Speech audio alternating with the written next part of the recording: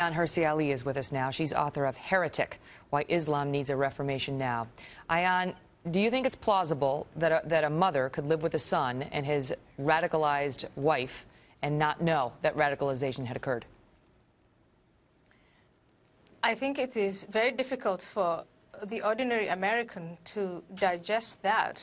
But if the mother and the wider family share in the ideology of the children, in this case, the adults who did this horrendous deed, and when I say share in the ideology, I don't mean that they, necessarily share in the act of committing a violence, but if they believe in the same end game, there are the infidels and there are the believers. The infidels, he who kills the infidels is a martyr, shaheed, somebody who's going to be rewarded in heaven.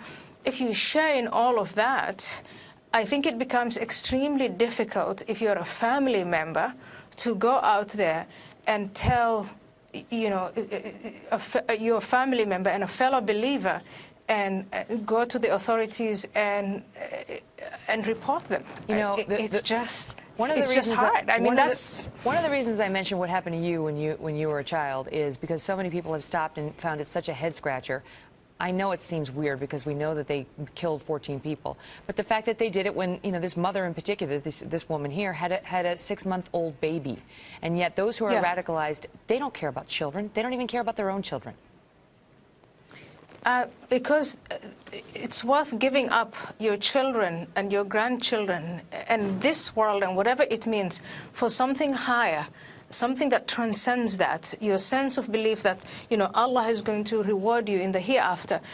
This is something that Westerners in their sense, and not just Americans, Westerners in general, they don't understand about, religion taken to that dimension and taken that far and taken to that extreme. At the AHA Foundation, we are, women come to us from various families where this sort of thing is going on, but they would never, ever dare come out and talk to the authorities because they believe the authorities are going to put them back in these families. The family loyalty, and then the loyalty to God and beyond, it's just so extreme. I don't know how to explain this. I've tried to do it in many books. I've tried to do it in many speaking engagements.